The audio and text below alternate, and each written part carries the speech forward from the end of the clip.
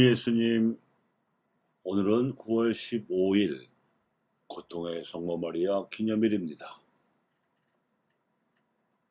우리네 사도직에서 고통과 기쁨이 균형을 이루어야 할 필요에 대해서 말씀드리고자 합니다.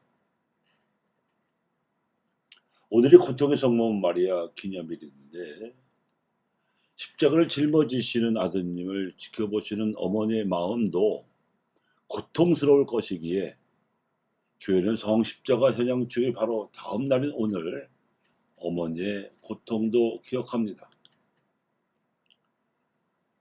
그런데 예수님의 십자가는 생애 마지막 때에만 다가왔던 것이 아니라 공생활 중에 군중을 상대로 복음을 선포할 때에도 찾아왔었고, 제자들을 상대로 사도로 양성할 때에도 찾아왔었습니다. 심지어 공생활 이전 예수님의 어린 시절이나 소년 시절에도 찾아왔었습니다. 그래서 어머니신 마리아께서도 예수님의 전생에 걸쳐서 고통을 겪으셔야 했습니다. 전통적으로 교회 전승에서는 그 고통이 7가지라고 말합니다. 그래서 성모 7고라고 하지요. 성모 7고란 마리아께서 예수님으로 인하여 받았던 7가지 고통을 말합니다. 즉, 헤로데의 학살을 피해서 이집트로 피난 가심, 시메온이 예언하되 축복과 함께 비극도 예고함, 예루살렘 성전에서 아들을 잃어버리고 찾아 헤매임, 십자가를 짊어진 아들과의 만남, 십자가에서 아들이 죽음, 아들의 시신을 안으심, 아들을 장사 지냄 등이 그것입니다. 그런데 프란치스코 수도회에서는 성모 7고에 이어 성모 7락, 즉 예수님으로 인하여 성모 마리아께서 누리신 기쁨도 7가지로 묵상하며 기념해 왔습니다. 즉 천사가 구세주 탄생을 예고함, 엘리사벳을 방문하여 천사의 전가를 확인함, 아들 예수의 탄생, 동방박사들이 아들을 경배하러 옴, 예루살렘 성전에서 아들을 찾으심, 예수 부활, 성모 승천 등이 그것입니다. 우리가 어제 십자가 현양축일을 지내면서도 전례상의 메시지가 십자가를 부활과 떼어놓고 생각하지 않도록 하기 위해서 거룩한 변모축일을 먼저 지내고 나서 그 40일 후에 십자가 현양축일을 지내는 것이라는 말씀을 드렸다시피 성모 마리아의 고통도 기쁨과 함께 주어지고 있다는 뜻에서 성모 7고와 성모 7락을 함께 묵상하는 일은 필요하고도 좋은 일입니다.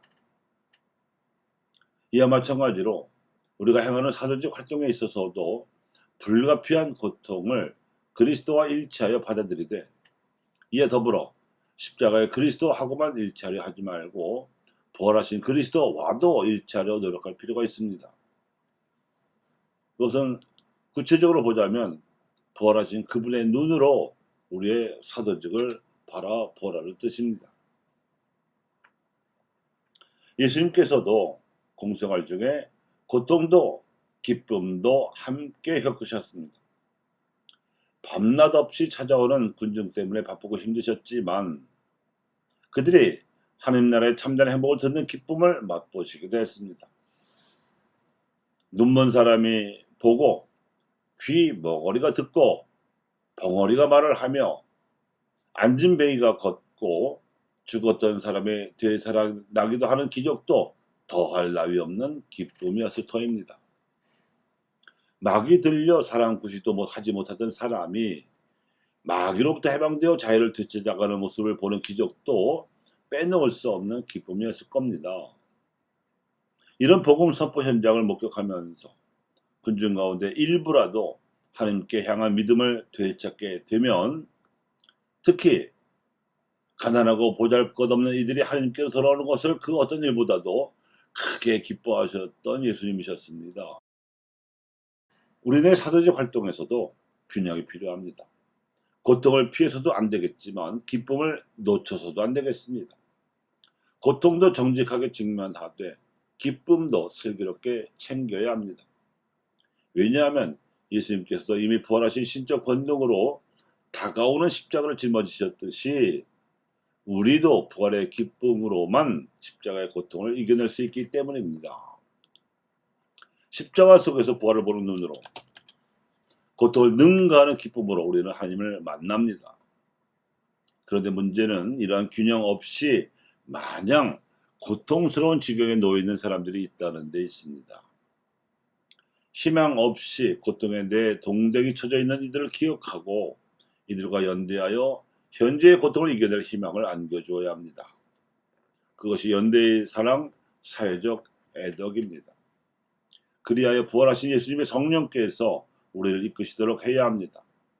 십자가를 짊어지신 분과 부활하신 분은 같은 분이시지만 십자가를 짊어질 수 있게 한 힘도 부활의 권능을 주고 계신 하나님의 영이시듯이 고통을 정직하게 직면하되 그 고통을 바라보는 눈은 부활의 눈이어야 하는 것입니다.